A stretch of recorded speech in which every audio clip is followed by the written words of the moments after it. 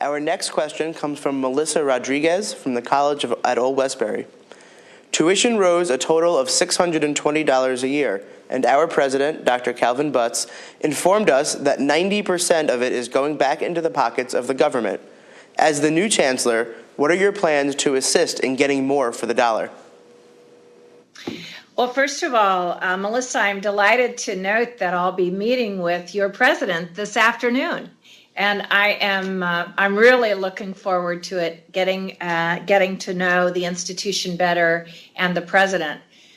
I see myself as a real advocate for tuition affordability. I have been in the state of Ohio, and I have been in my own work with the Congress and the delegation from Ohio.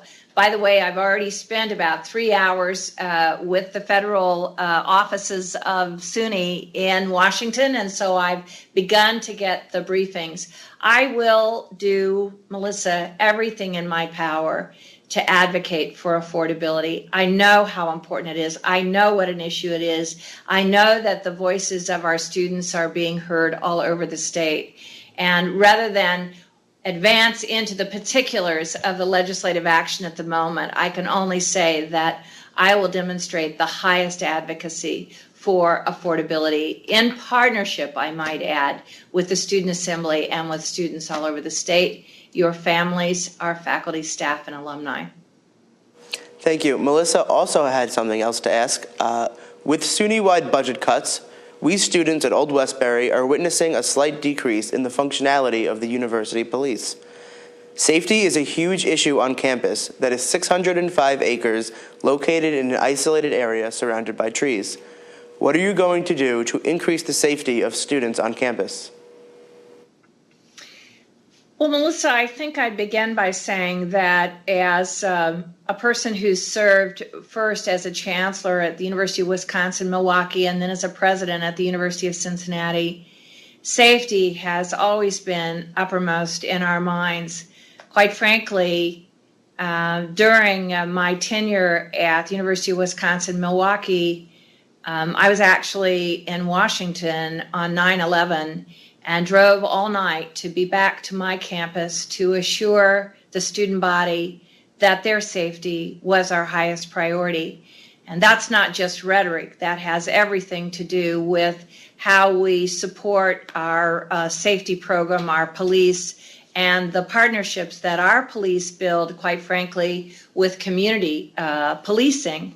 And then at the University of Cincinnati, as a result of the events at Virginia Tech, I can tell you that we have exhausted every possible response to that kind of emergency safety as well. In fact, in my state, we had the first capacity to broadcast in all university property buildings kind of safety and warning signals that in that kind of crisis can be very responsive.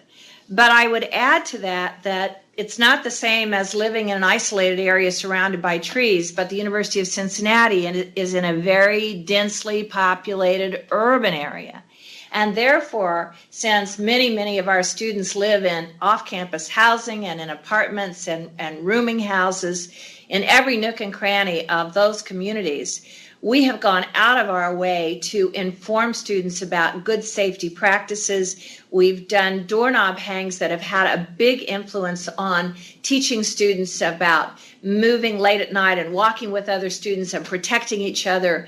We've done ambassador programs with police, and our program of criminal justice at Cincinnati, and I know you have outstanding programs of criminal justice in the State University of New York, have been instrumental in reducing crime on our campus. So I have experience in crime reduction, more importantly in teaching students about safety and saying to parents who are worried about your safety, this is what we're going to do to protect you. So I'm going to be very, very conscious of this issue. And I, as chancellor, as president, I take personally any incident that brings any harm to our students. So I will be a vigilant partner with you.